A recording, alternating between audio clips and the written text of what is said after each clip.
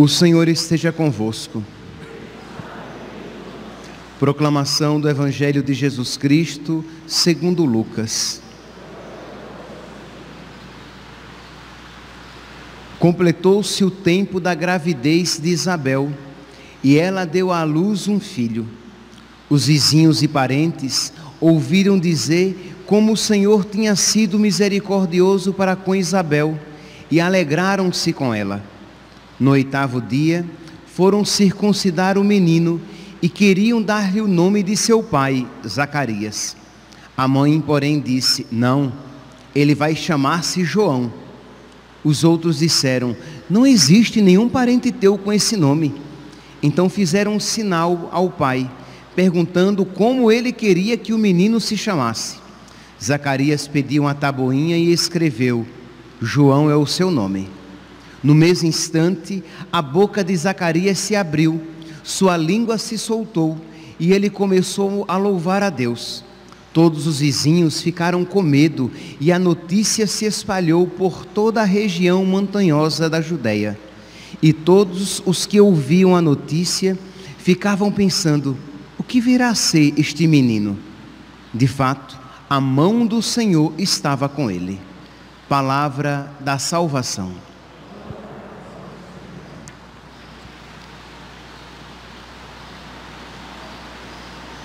Levantai vossa cabeça e olhai, pois a vossa redenção se aproxima. Meus irmãos, é com essa antífona que nós iniciamos, que eu gostaria de iniciar a reflexão, a homilia de hoje. Levantai vossa cabeça e olhai, pois a vossa redenção se aproxima. Amanhã à noite nós já estaremos celebrando o Santo Natal, com a chamada Missa do Galo. E esta antífona então nos chama a, mais uma vez, voltar os nossos olhos e o nosso coração para Deus e suplicar a sua vinda redentora, que Ele venha para salvar-nos. Foi assim que nós cantamos agora na antífona, na última antífona: ó Emanuel, vinde salvar-nos, vinde libertar-nos. Meus irmãos, nós estamos no finalzinho do advento e nós podemos ver que, mesmo que tenhamos nos aplicado, e infelizmente isso não se aplica a todos, mas mesmo aqueles que se aplicaram bem, que viveram bem o seu advento, mesmo estes, quanto mais os outros que não viveram tão zelosamente assim, mesmo os que viveram com todo zelo, podem perceber que ainda há no seu coração tanta ganga, tanta escória, tanta impureza, de modo que a casa ainda não está preparada para receber o menino. A casa ainda está longe de ser digna de receber tão grande visitante, tão grande. Ainda não estamos preparados para que sejamos bons anfitriãos. E o que fazer então, meus santos? Com toda a humildade, com toda a confiança na misericórdia de nosso Senhor, suplicar que Ele venha e que a sua vinda nos purifique. Há um movimento, há uma atitude dupla. Por um lado, nós nos purificamos, nós nos preparamos para a sua vinda. Por outro lado, a sua vinda mesmo nos purifica e nos prepara. Mas para que isso aconteça, eu preciso me preparar, eu preciso fazer uma boa confissão, eu preciso continuar combatendo os meus vícios e os pecados veniais que eu percebo na minha vida. Quer dizer, os pecados mortais precisam ser confessados, precisam ser retirados. E os pecados veniais e As falhas precisam ser combatidos, precisamos continuar combatendo-os para que nós nos preparemos para que Jesus venha. Ao mesmo tempo, quando Jesus vem, Ele completa com perfeição a obra começada. A primeira leitura de hoje, retirada do livro do profeta Malaquias, diz assim: que eis que envio o meu anjo, e ele há de preparar o caminho para mim. Logo chegará ao seu templo o dominador, que tentais encontrar, o anjo da aliança que desejais. Ei-lo que vem, diz o Senhor dos exércitos. Aí, estamos aqui em Malaquias, capítulo 3, li o versículo 1, agora no versículo 23. Desculpe, no versículo 3, e estará postos para fazer derreter e purificar a prata. Isto é, a sua vinda fará com que a prata seja purificada. Por que se purifica a prata? Para retirar dela os outros metais que lhes são estranhos, as impurezas que lhes são estranhas. Então, para que a prata e o ouro sejam purificados, eles precisam ser derretidos, eles precisam ser refinados. Pois bem, como a prata, como para fazer derreter e purificar a prata, assim Ele purificará os filhos de Levi e os refinará, derretendo-os como o ouro e como a prata. Eles poderão assim, isto é, depois de purificados, depois de refinados, depois de derretidos, depois de toda a impureza e realidade estranha ter sido tirada, aí sim, eles poderão fazer oferendas justas ao Senhor, e será então aceitável ao Senhor a oblação de Judá e de Jerusalém. Então, meus irmãos, que nós não desanimemos na súplica, que nós não desanimemos na oração. É verdade que o tempo do advento e o tempo da quaresma são tempos mais intensos de oração, mas é verdade que se você percebe que o seu coração ainda nele há tantas imperfeições, você precisa generosamente continuar nesse espírito de oração, suplicando a graça de Deus para que venha e purifique você de toda imperfeição, de todo o pecado. Que cada um aqui, neste finalzinho de advento, olhe para dentro do seu coração. Quais são ainda aqueles apegos, aquela falta de generosidade, aquela preguiça da oração? Meus irmãos, se existe um mal muito perigoso na alma cristã, é a sua não perseverança na vida de oração. Porque uma alma que está constantemente, uma pessoa que está constantemente se colocando diante de nosso Senhor, uma alma que faz silêncio, uma pessoa que tem todos os dias um momento de silêncio e de encontro com Deus, Deus tem ocasião de todos os dias purificar-lhe a alma e o coração.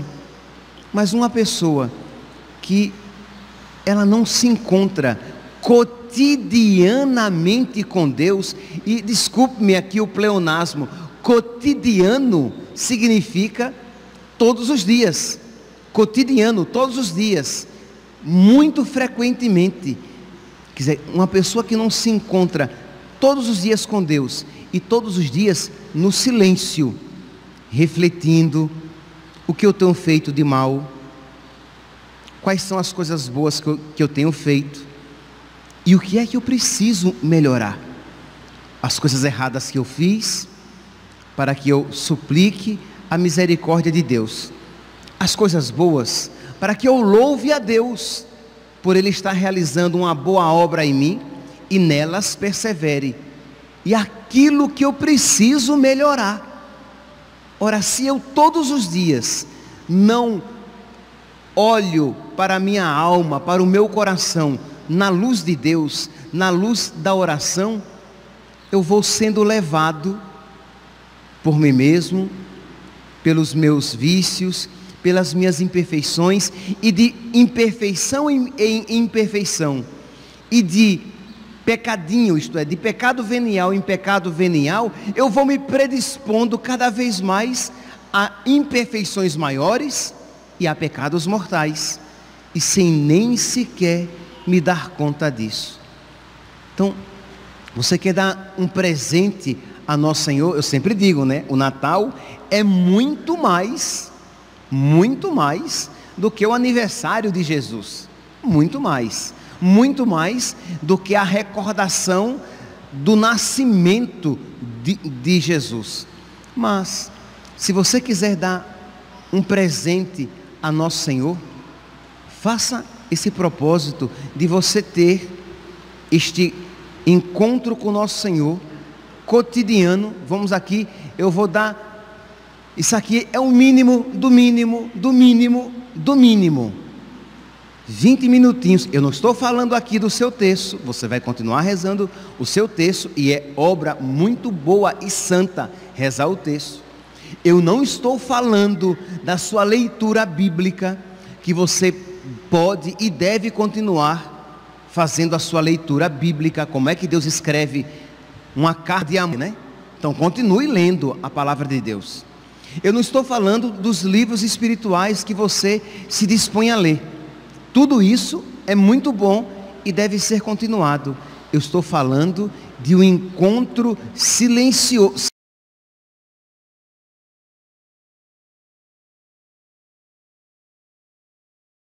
Silencioso, isto é, exteriormente silencioso, mas de diálogo com Deus, em que você dialoga com Deus, em que você abre o seu coração, em que você cresce na amizade com Nosso Senhor, todos os dias.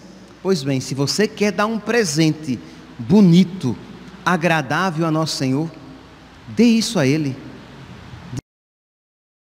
Diga a Jesus que você, a partir de hoje, você não vai dormir sem você fazer esses 20 minutinhos de oração com Ele, sentado na cama, numa poltrona, de joelhos, de pé, na posição que melhor, que mais conveniente for de você dialogar com Nosso Senhor, de você se colocar diante dEle, debaixo da sua luz, todos os dias, para que Ele, todos os dias, infundindo a sua luz, a luz dEle, vai espantando do seu coração toda a treva. Pois bem, esta é a primeira mensagem aqui que nós podemos retirar da primeira leitura. Quando nós olhamos o Evangelho, nós vemos esta outra figura do advento. Nós já vimos São João Batista, nós já vimos Isabel, nós já vimos São José, nós já vimos a Virgem Maria, e nós vemos hoje Zacarias. Ele é uma outra figura em que a igreja nos apresenta como modelo de imitação, para que nós nos preparemos para o Natal do Senhor. Diz aqui a palavra que Zacarias, ele era sacerdote, e aquele ano era a sua família que iria servir no templo, e que coube a ele, caiu-lhe a sorte, nós iríamos dizer providencialmente, a ele coube o ofício de levar o incenso para o altar. Era o ofício mais privilegiado e que não era repetido. Pois bem, então ele foi ao altar do incenso, e lá entrando, meus santos, aquela que era uma oferta digna, privilegiada, ali lhe aconteceu uma aparente desgraça. Diz que ele ficou mudo. Um anjo apareceu a ele, disse que ele iria ser pai, e disse que diante daquela palavra, ele que era justo, se vocês olharem aqui Lucas capítulo 1, versículo 6, Lucas 1, 6, os dois, Zacarias e Isabel, os dois eram justos, eram santos, eram justos diante de Deus, e agiam irrepreensivelmente de acordo com os mandamentos e preceitos do Senhor. Então eram retos, eram justos, eram santos. Mas quando Deus, por meio do anjo, falou que ele seria pai, ele não acreditou. Ele disse: como eu terei certeza disso? Que garantias me dás de que isso vai acontecer? Aí você vai dizer: mas padre, mas a Virgem Maria também não perguntou, quando o anjo Gabriel disse que ela seria mãe de um grande rei, que ele seria grande, que ele seria chamado, que ele se sentaria no trono de Davi e que o seu reino não teria fim. Ela também não perguntou como aquilo iria acontecer? É verdade, mas a Virgem Maria perguntou os meios, não que ela tenha duvidado, porque a resposta do anjo ficou clara, que não havia dúvida naquela pergunta. Mas a resposta do anjo, diante da pergunta de Zacarias, mostrou de que, assim como Abraão e assim como Sara duvidaram quando essa promessa lhe foi feita, Zacarias também duvidou, que quando ele perguntou, o anjo disse: eu sou Gabriel, eu sou a força de Deus, eu estou te dizendo isso, mas porque duvidaste, ficarás mudo. E ele então fica mudo, sai do templo, e imagine aqui o constrangimento de as pessoas querendo falar com ele, e ele sem poder responder. E durante toda a gravidez de Isabel, ele permaneceu sem pronunciar palavra alguma, permaneceu mudo. Meus irmãos, ele era um homem reto, ele era um homem justo, e durante 9 meses, ele permaneceu ali, sem poder pronunciar palavra alguma, e sem saber se voltar a falar, ele retornaria. Se a falar, ele retornaria. E ele viveu então esses 9 meses em oração, em silêncio, e que precisou encontrar Deus na oração. Meus irmãos, quando nós dizemos que Deus cuida de nós, que nós cremos em Deus, nós não estamos dizendo que nós iremos sempre compreender Deus. Zacarias teve que então aprender, nesses 9 meses de silêncio quase que forçado, a reencontrar Deus e acreditar que Deus pode fazer aquilo que é impossível.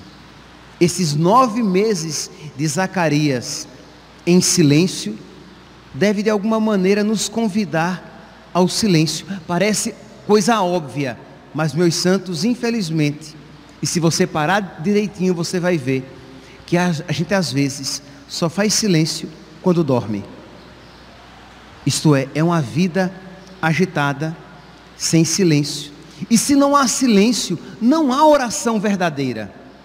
Se não há silêncio, não há encontro fecundo, profundo com o nosso Senhor. Então, Zacarias, nesses 9 meses de silêncio, ele se encontrou com o nosso Senhor de uma maneira diferente. Ele pôde compreender a ação misteriosa de Deus na sua vida, de modo que, quando o menino nasce, e todo mundo quer chamar o menino de Zacarias, que afinal de contas é o nome do pai, e a mãe diz: não, ele vai se chamar João. E diz: não, mas ninguém se chama João na sua família. E perguntaram ao pai, e ele, na obediência da fé, ele compreende que aquilo ali, que João é um dom de Deus. Isso é o que significa o nome João, que ele é um presente de Deus. E ele escreve: João é o seu nome. E naquele ato de encontro com Deus e de obediência a Deus, diz a palavra que a sua língua se solta e ele começa a cantar louvores a Deus. Ele começa a glorificar. Versículo, pegando aqui a leitura, versículo 63. Lucas, capítulo 1, versículo 63. Zacarias pediu uma tabuinha e escreveu: João é o seu nome. E no mesmo instante, sua boca se abriu, sua língua se soltou e ele começou a louvar a Deus. Meus irmãos, repito, estamos no finalzinho do advento e nós precisamos aprender a fazer silêncio para ter oração. Isto é, não é ficar repetindo palavras simplesmente, não é ficar cantando uma musiquinha religiosa ou botar uma música espiritual. Não, é o silêncio de um encontro com Deus, para que você compreenda que Deus está presente na sua vida e guiando os acontecimentos da sua vida, para que Deus vá purificando o seu coração, para que Deus, assim como levou Zacarias a compreender que Ele realiza as coisas incompreensíveis a nós e que Ele estava presente ali, para que nós também compreendamos a presença de Deus nas realidades incompreensíveis a nós. Quanto sofrimento e quanta perda de fé, porque nós não compreendemos o agir de Deus na nossa vida. Porque imagine, sem querer ser repetitivo, Zacarias e Isabel eram velhos, Zacarias e Isabel eram justos, mas Zacarias e Isabel não tinham filhos, e com certeza, durante toda a vida, eles pediram filho, porque na mentalidade judaica, não ter filho era não ser abençoado, e durante toda a vida, eles esperaram, ao ponto de chegar em um momento em que eles não mais esperavam aquilo de Deus. Às vezes, você espera uma graça de Deus, faz uma súplica a Deus, qualquer súplica e qualquer espera, e como você não alcança, você se cansa de em Deus esperar. Isto é, você diz: não, isso não é para mim, essa santidade não é para mim, esta graça não é para mim. Eu cansei de esperar em Deus e de a Ele suplicar esta graça. E a figura de Zacarias e Isabel nos mostram que nós não podemos nos cansar de esperar em Deus. Espera no Senhor e tem coragem, espera no Senhor. Que nós, meus santos, façamos como esta antífona com a qual eu comecei a homilia de hoje: levantai vossa cabeça, isto é, rezai. Levantar a cabeça, levantar o coração, levantar o espírito, é uma expressão de oração. Quando o padre diz: o Senhor esteja convosco, Ele está no meio de nós, corações ao alto, é prece. Então, levantai vossa cabeça não é levantar a cabeça no sentido direcional, mas levantai vossa cabeça e olhai, pois a vossa salvação, a vossa redenção se aproxima. Que Santa Isabel e Santo Zacarias intercedam por nós.